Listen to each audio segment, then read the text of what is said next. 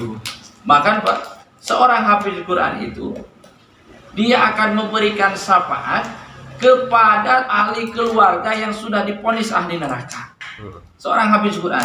Tapi hafiz Quran yang seperti apa? Yang dia menghalalkan apa yang dihalalkan oleh Quran, dan dia mengharamkan apa yang diharamkan oleh Quran. Kata Quran halal dia laksanakan, kata Quran haram dia jauhi. Nah, hafiz Quran yang seperti itu.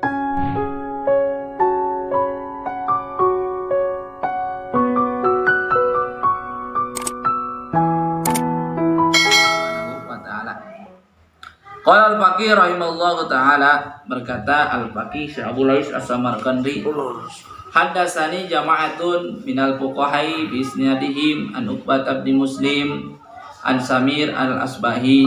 Jadi aku mendengar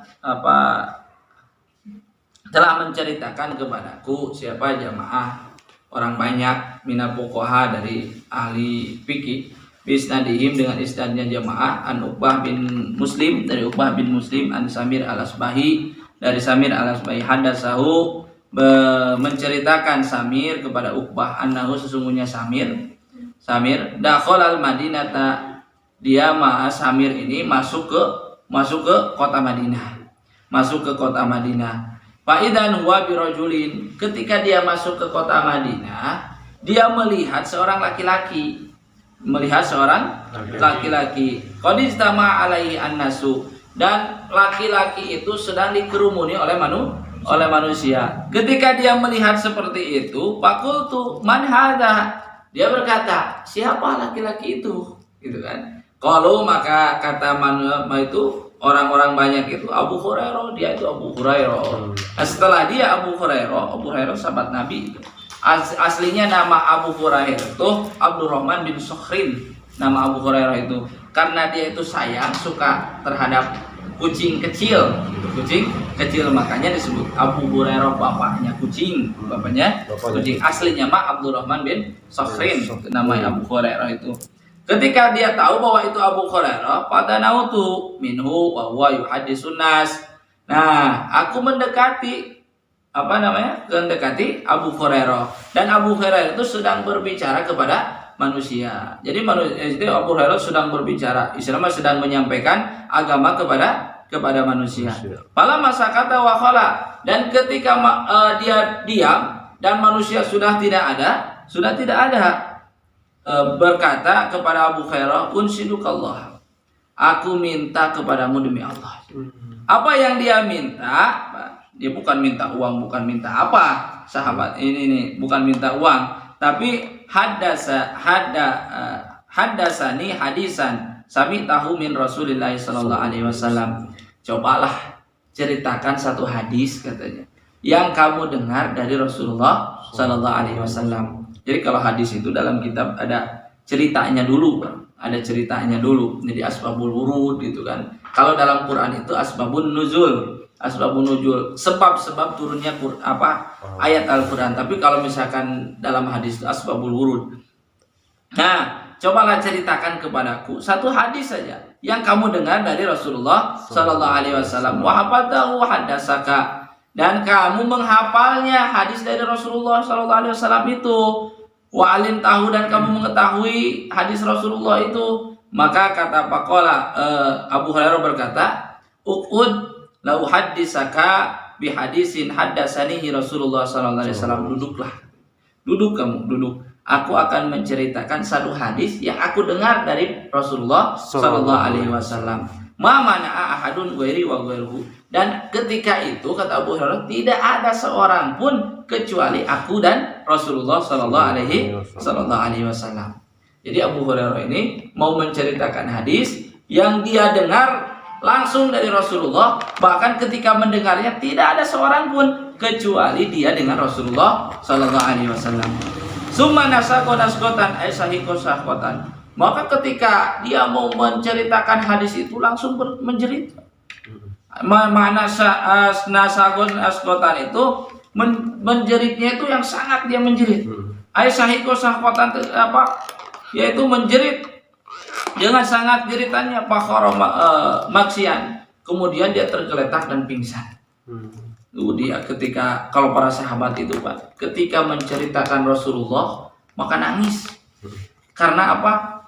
Ketika seseorang menceritakan Rasulullah, maka dia akan teringat dengan seseorang yang dia cintai. Karena para sahabat itu cintanya kepada Rasulullah itu melebihi cintanya kepada anak dan keluarganya. Jadi ketika ketika para sahabat terdahulu, istri-istrinya para sahabat, ketika suaminya berperang, maka ketika pada pulang dari peperangan, yang ditanyakan itu bukan suaminya, istri-istrinya itu. Jadi ketika dalam peperangan itu, kembali dalam peperangan, yang ditanyakan bukan suaminya, tapi bagaimana keadaan Rasulullah. Jadi yang ditanyakan bukan suaminya. Kalau suaminya masih silahkan saja meninggal juga dalam keadaan perang di jalan Allah. Karena ketika suaminya meninggal di jalan Allah, syahid, maka dia akan mendapatkan surganya Allah Subhanahu wa taala. Nah, itu kita mau sekarang jarang. Ketika mendengar cerita Rasulullah pun jarang kita menangis. Kadang-kadang ketika dikisahkan Rasulullah banyak yang masih ketawa.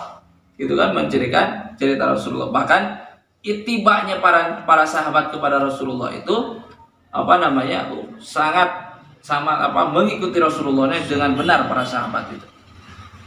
Nah, ketika dia mau menceritakan hadis itu, maka Abu Hurairah itu langsung pingsan. Pamakasa alaihi qalilan, diam dalam pingsannya tapi sebentar. Pingsan sebentar, summa kemudian dia sadar lagi dari pingsannya. Wa masaha wajahu, kemudian mengusap wajahnya. Setelah dia mengusap wajahnya dari pingsan yang pertama, faqala berkata, la uhadditsannakum bi hadisin hadatsanihi Rasulullah sallallahu alaihi wasallam. Sungguh aku akan menceritakan kepada kalian kepada suatu hadis yang aku mendengar, satu hadis dari Rasulullah sallallahu alaihi wasallam. Summa nasaqo nasqatan ukhra maka satawilan, kemudian dia pingsan lagi. Setelah mau berbicara yang kedua kalinya, kemudian pingsan lagi. Ini agak lama pingsannya. Kalau tadi kan sebentar, kalau ini pingsannya agak lama. Setelah pingsan agak lama, summa masaha wajahu, kemudian dia sadar lagi, kemudian mengusap wajahnya lagi. Maka setelah itu, faqala haddatsani Rasulullah sallallahu alaihi wasallam, telah menceritakan kepadaku siapa Rasulullah sallallahu alaihi wasallam. Apa yang diceritakan Rasulullah, nah baru dia menceritakan hadisnya. Setelah pingsan beberapa kali, baru menceritakan hadisnya. Kalau sekarang kita menceritakan hadis nggak pingsan, nggak pingsan.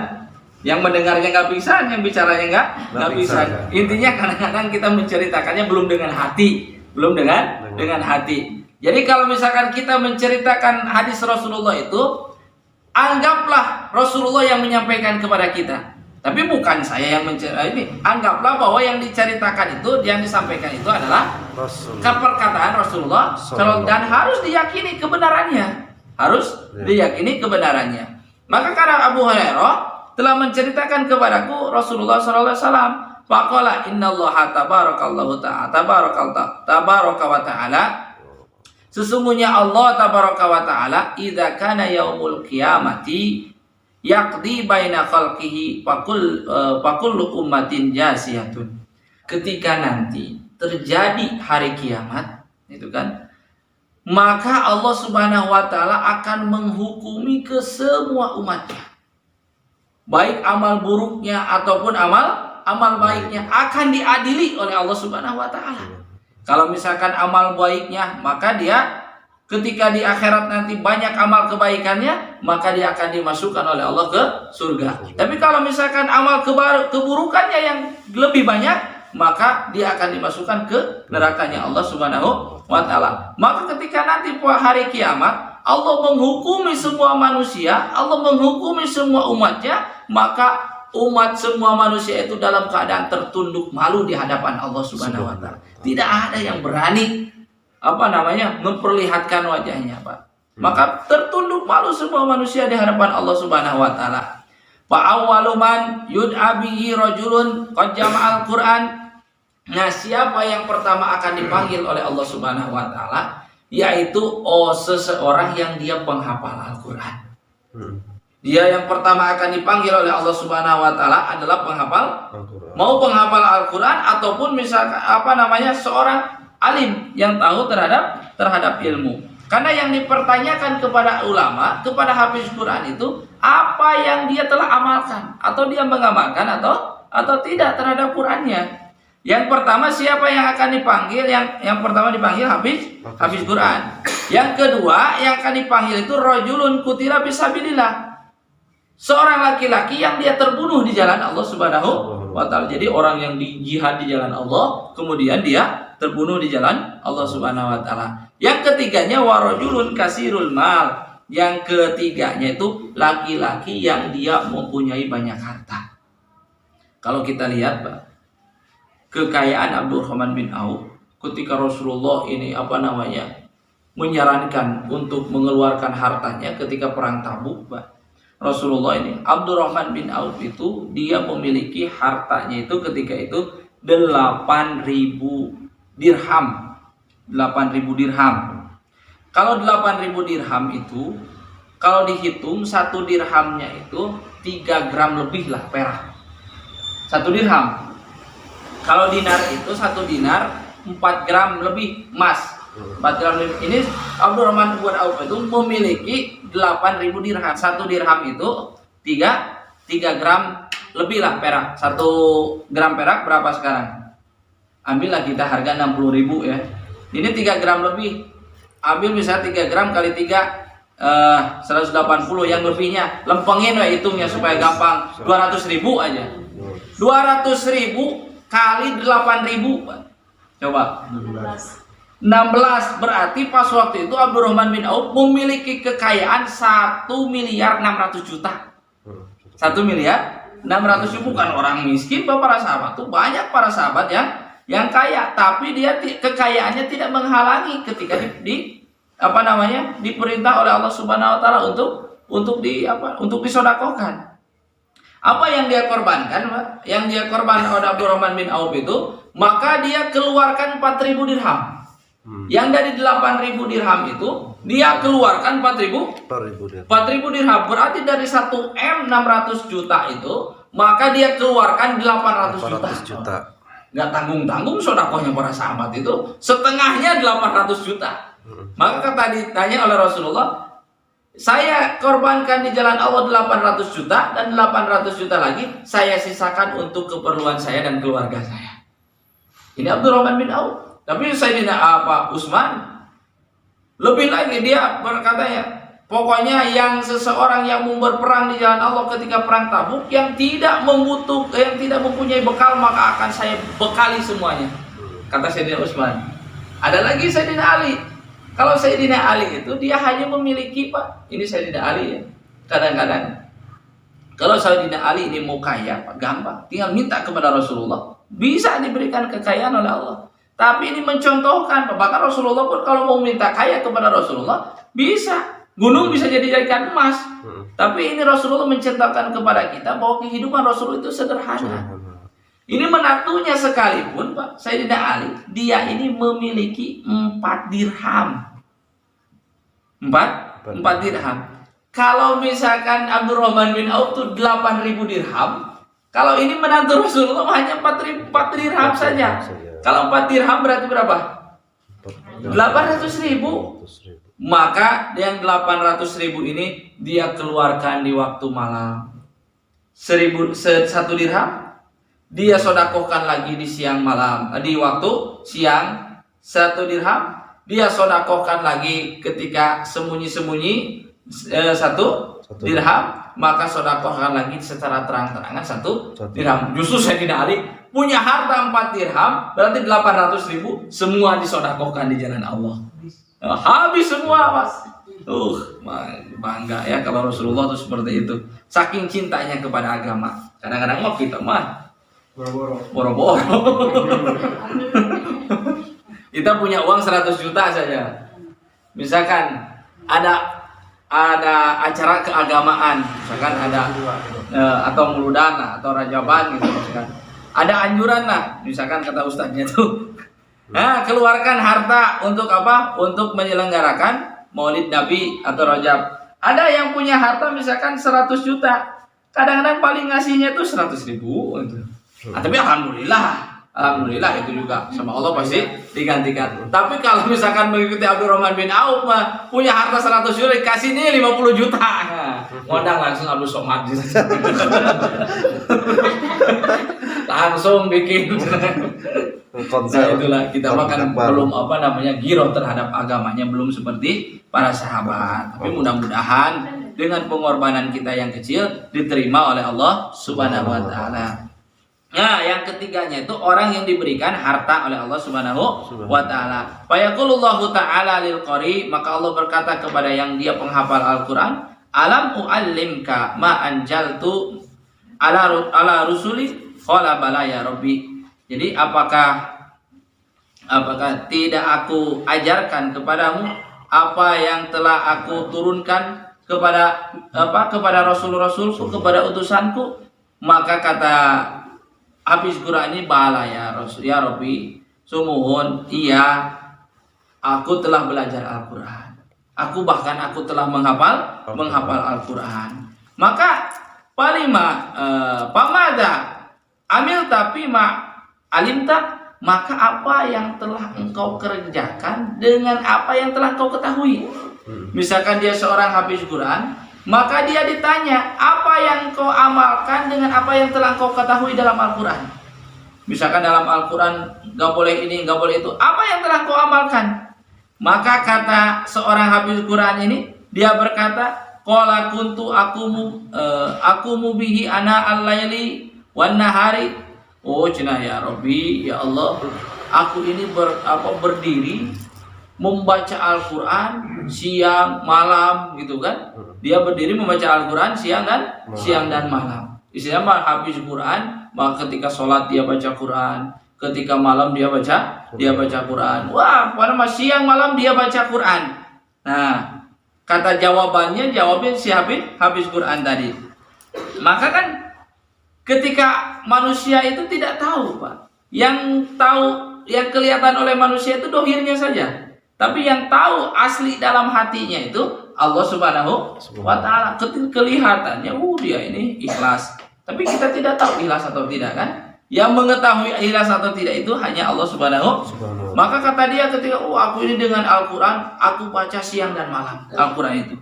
Maka Allah Subhanahu wa taala berkata kepada orang yang dia suka membaca Al-Qur'an, bahkan dia habis Qur'an, fayaqullahu ta'ala lahu kadzabta, engkau telah berbohong. Ketika Allah mengatakan engkau telah berbohong, wa taqulul malaikatu kadzabta, kata para malaikat pun engkau telah berbohong, kata malaikat. Dibohongkan oleh Allah, dibohongkan lagi oleh para malaikat.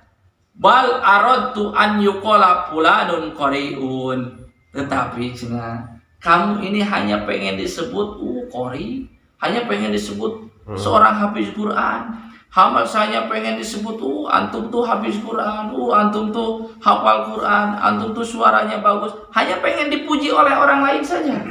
Jadi hafiz Qurannya itu hanya pengen mendapatkan pujian oleh orang lain, gitu kan? Maka kata Allah Subhanahu wa taala, engkau telah mendapatkan ucapan itu ketika di dunia, katanya. Engkau ketika di dunia menghafal Al-Quran karena pengen dipuji oleh orang lain. Engkau ketika di dunia menghafal Al-Quran karena pengen mendapatkan hadiah, bukan karena Allah Subhanahu wa taala. Ada kan seperti itu? Dia menghafal Al-Quran tapi pengen mendapatkan hadiah, maka Allah berikan hadiah ketika di dunia. Tapi ketika di akhirat dia tidak mendapatkan pahala daripada hafiz Qurannya itu. Maka seorang hafiz Quran itu dia akan memberikan syafaat kepada ahli keluarga yang sudah divonis ahli neraka. Seorang hafiz Quran. Tapi hafiz Quran yang seperti apa? Yang dia menghalalkan apa yang dihalalkan oleh Quran, dan dia mengharamkan apa yang diharamkan oleh Quran. Kata Quran halal dia laksanakan, kata Quran haram dia jauhi. Nah, hafiz Quran yang seperti itu.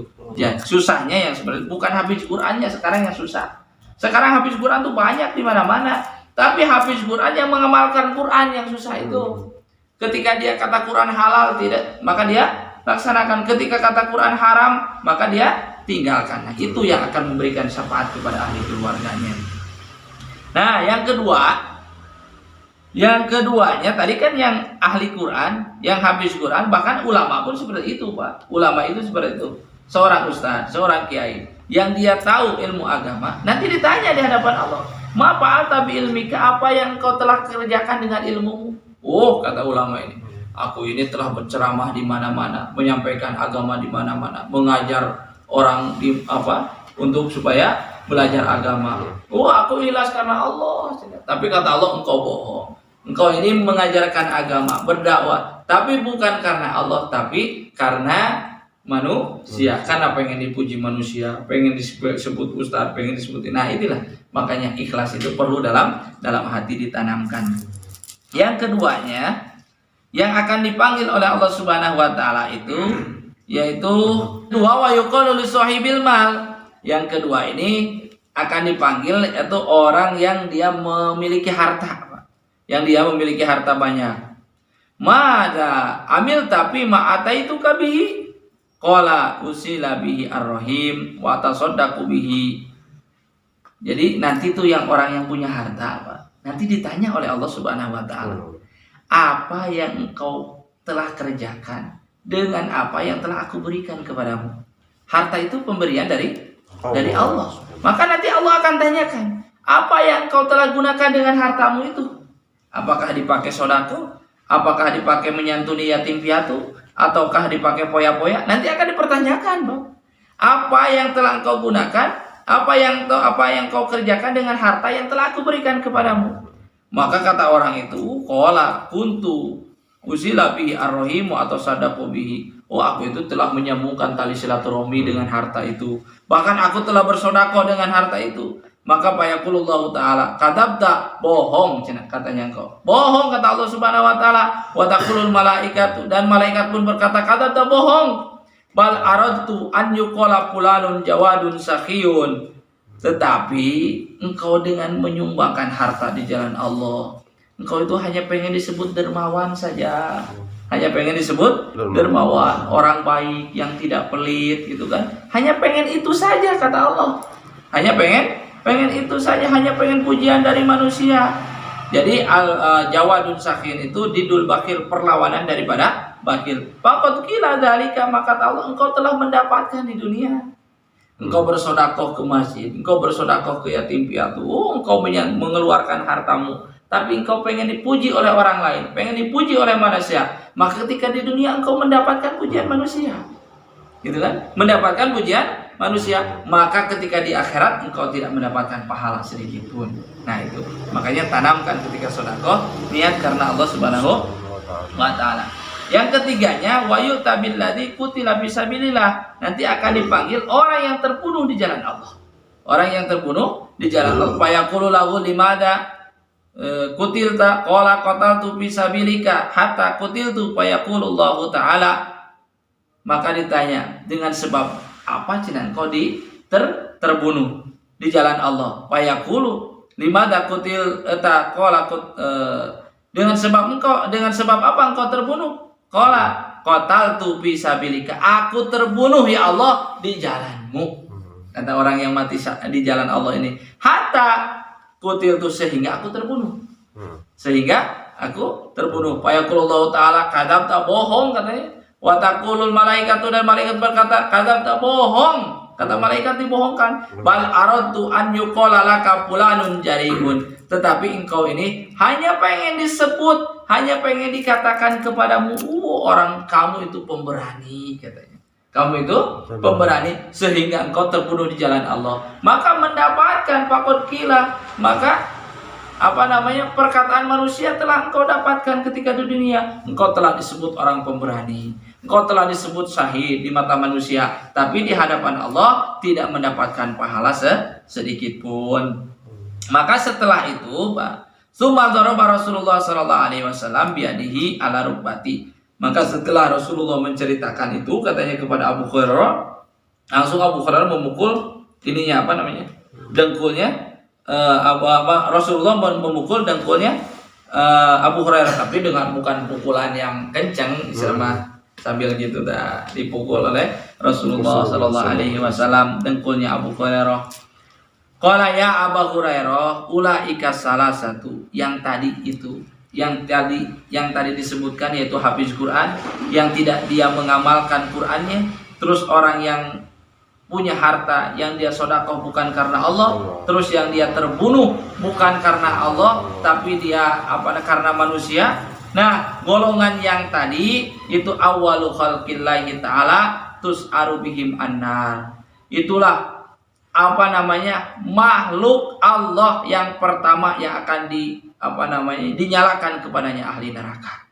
Yang akan dinyalakan kepadanya neraka. Wahabito ma sona'u.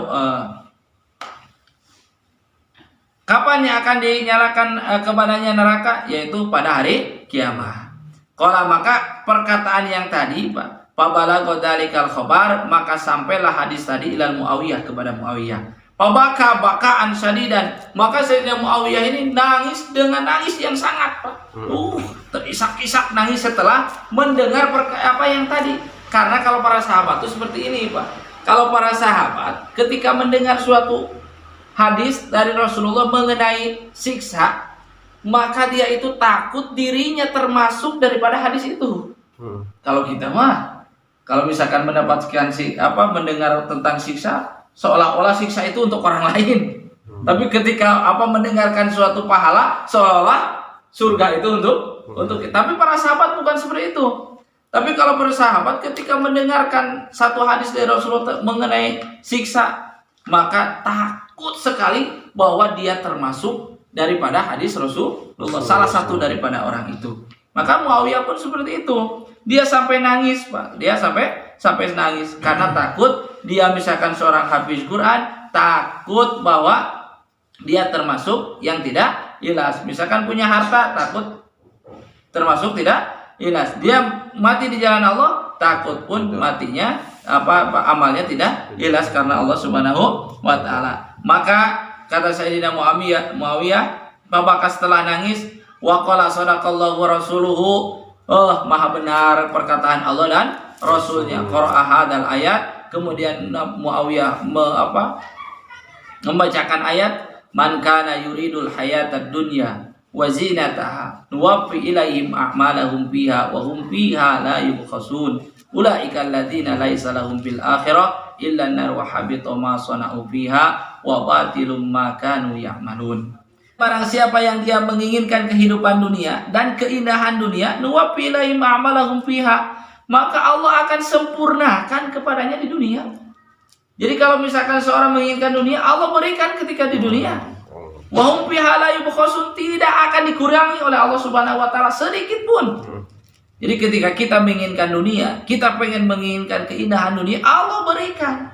Dengan amalnya dia pengen dunia, Allah berikan ketika di dunia. Bahkan sedikit pun oleh Allah Subhanahu wa taala tidak akan dikurangi. Tetapi ulaika alladziina laisa lahum fil akhirah illa nar. Tetapi orang yang dia ketika di dunia menginginkan dunia, dengan amalnya menginginkan dunia, Allah berikan ketika di dunia. Tapi ketika nanti di akhirat, dia ini termasuk ahli neraka. Di dunia diberikan dunia, keindahan dunia, pengen mobil Allah berikan, pengen rumah mewah Allah berikan, pengen villa Allah berikan, pengen keindahan dunia Allah berikan, bahkan segala dengan isinya Allah berikan. Memang itu yang dia inginkan. Dengan amalnya dia pengen dunia, maka Allah akan berikan. Allah itu tidak adil, Pak. Allah itu adil. Maka ketika seseorang pengen dunia, Allah berikan dunianya. Tapi bagi dia di akhirat tidak mendapatkan apa-apa, tidak mendapatkan pahala daripada amalnya. Wahabito ma sona'u fiha, justru lebur, hancur apa yang dia kerjakan nanti di akhirat. Tidak ada sedikit pun apa yang dia kerjakan ketika di dunia. Wa batilun makanu ya'malun, dan batal apa yang dia kerjakan ketika di dunia. Jadi orang yang menginginkan dunia dengan amalnya, Allah berikan. Tidak akan dikurangi oleh Allah Subhanahu wa taala. Tapi nanti di akhirat, awas, dia ini termasuk ahli neraka. Bahkan amal yang dia kerjakan nanti di akhirat batal. Dan apa yang dia kerjakan ketika di dunia, maka tidak ada manfaat baginya sedikit pun. Banyak pada hari kiamat nanti, idal tamisa sawaba amalihi, ketika nanti semua makhluk meminta amalnya, meminta ganjaran daripada amalnya. Kan nanti makhluk itu, Pak, kita ini makhluk Allah, kita beribadah kepada Allah. Nanti kita akan meminta pahala kepada Allah Subhanahu wa taala. Nah, maka ketika nanti semua makhluk meminta pahala kepada Allah Subhanahu wa taala, maka balasan Allah Subhanahu wa taala apa? Alam nu'ajjil laka sawabaka. Bukankah aku telah segerakan pahalamu ketika di dunia? Karena dia meminta dengan amalnya perkara dunia, maka Allah akan jawab seperti itu. Bukankah aku telah segerakan pahalamu ketika dunia? Kamu minta mobil, aku berikan mobil ketika di dunia. Kamu minta apa? Keindahan dunia, pengen usaha lancar, Allah berikan ketika di dunia. Nanti Allah katakan seperti itu. Terus alam nuwasi lakapil majalis. Bukankah aku telah luaskan kepadamu di majlis di tempat-tempatmu? Engkau pengen banyak majlis, banyak pengajian, banyak di mana-mana. Allah berikan. Kan ada orang yang dia pengen amal untuk dunia, Allah berikan. Bahkan seorang ulama pun, seorang kiai seperti itu, Pak. Ketika dia beramal kepada Allah Subhanahu wa taala, dia mintanya apa? Kalau seorang kiai itu selain daripada minta harta, karena kebanyakannya pengen majelisnya banyak, pengen pengajiannya di mana-mana. Tapi dengan tujuannya apa? Ketika dia banyak pengajian, akan datang dunia. Berarti dalam-dalamnya meminta dunia. Maka Allah ketika dia nanti di akhirat minta amalnya, Allah balikan sebenarnya, bukannya aku telah berikan ketika di dunia. Alam takun ar-rasul fi dunyaka. Bukankah dahulu kamu ketika di dunia aku menjadikan kau raja? Berarti seseorang ini ketika di dunia dia beramal pingin jadi raja. Sholat hajat, baca Quran. Pas ketika belum dia nyalon, ketika belum nyalon DPR, misalkan belum nyalon kadang-kadang ke masjid kita bekieun. Kadang-kadang ke masjid pun nggak mau. Ketika mau nyalon berjamaah panggelana, tapi mending daripada datang ke dukun. Ketika mau nyalon baca Quran jadi getol, sholat hajat jadi getol, terus tahajudnya pun jadi rajin. Tapi tujuannya bukan karena Allah, tapi dia pengen menang pilkada. Nah, maka ketika doanya itu diijabah oleh Allah, Allah berikan jabatannya, dia menang pilkada. Tapi ketika nanti di akhirat, ya Allah mana tahajud saya, ya Allah mana sholat hajat saya, ya Allah mana sedekah saya. Tapi kata Allah, bukankah aku telah berikan kepadamu ketika di dunia?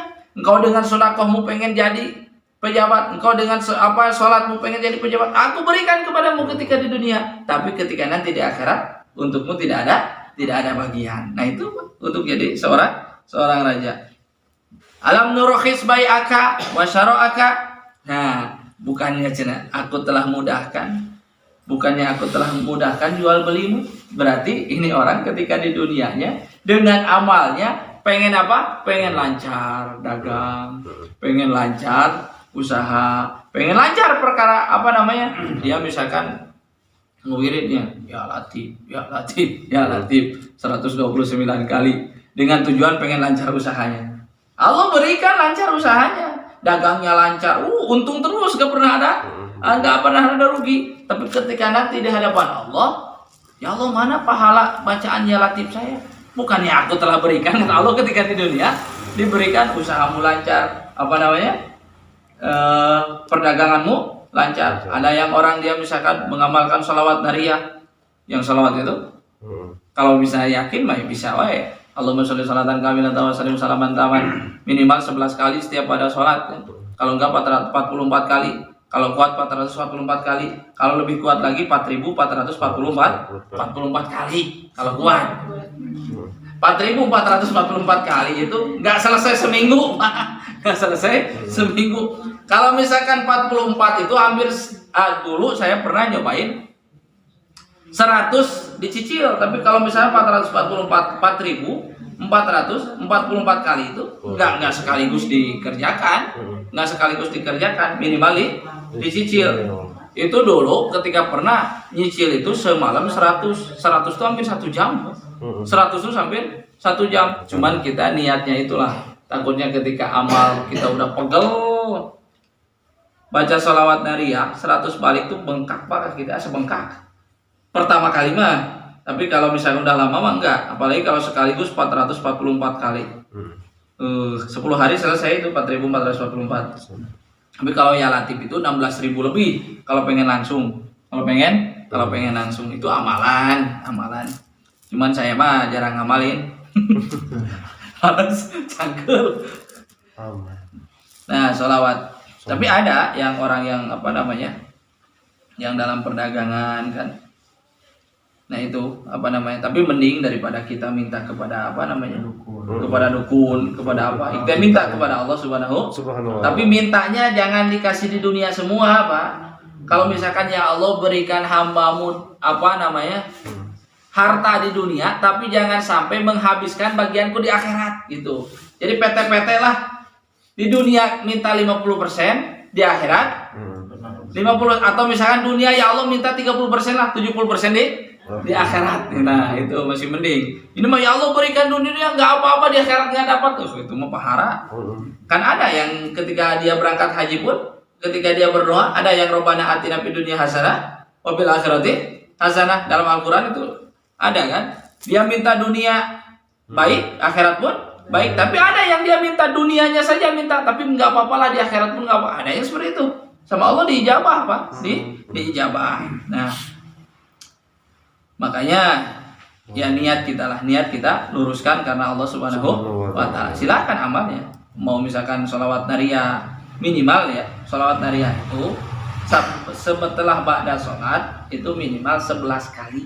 11 kali. Tapi ada mintanya di situ.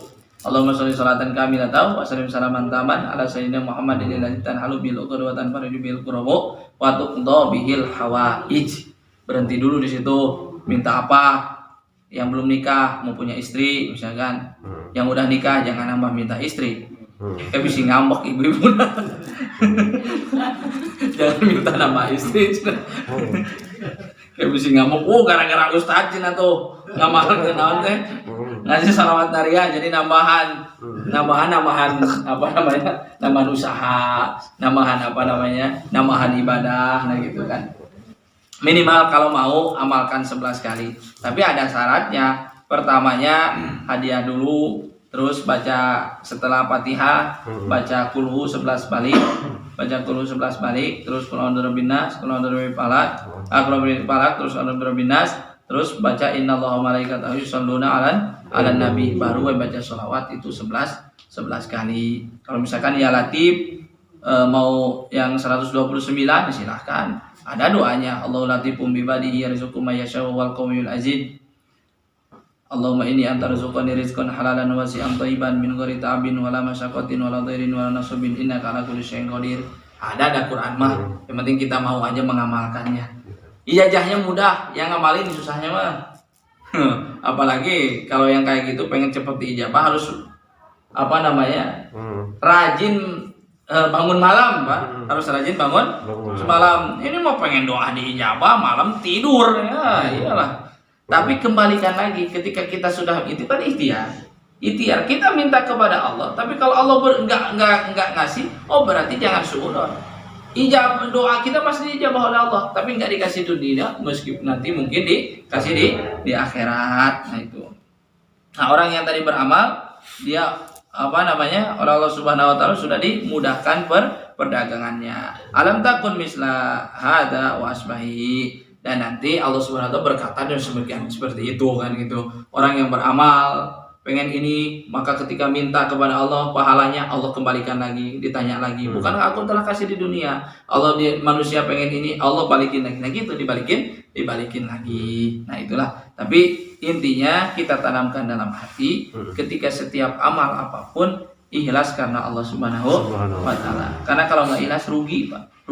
Ruginya kenapa? Kita amal sudah capek, tapi nanti di hadapan Allah tidak mendapatkan apa-apa. Kita sudah ngeluarin duit untuk sedekah, tapi nanti di hadapan Allah tidak mendapatkan apa-apa. Maka niatkan kita ikhlas karena Allah Subhanahu wa taala. Tolab ilmu pun kita niatkan ikhlas karena Allah Subhanahu wa taala. Mudah-mudahan berangkatnya Bapak, Ibu dari rumah ke tempat majelis ta'lim ini mudah-mudahan menjadi kifarat dosa. Diampuni dosa kita oleh Allah Subhanahu wa taala. Sebab yakin dalam hadis manin taqala liyat ta'allama ilman ghufira lahu qabla tua. Barang siapa yang dia berangkat melangkahkan kakinya untuk thalab ilmu, maka akan diampuni oleh Allah dosanya sebelum dia melangkah. Jadi dalam thalab ilmu itu Pak, sebelum Bapak misalkan dari rumah, saya niat mau thalab ilmu ke Cijangkar, mau ngaji ke Cijangkar, sebelum berangkat Allah ampuni dosa. Apalagi di tempat duduknya ini, Allah lebih ampuni dosa lagi. Mudah-mudahan yang disampaikan ada manfaatnya, betul daripada Allah Subhanahu wa taala. Apabila ada kesalahan semata-mata kebodohan saya sendiri, kita tutup dengan doa kifarat majelis. Subhanaka Allahumma wa bihamdik, asyhadu an la ilaha illa anta, astaghfiruka wa atubu ilaik. Assalamualaikum warahmatullahi wabarakatuh.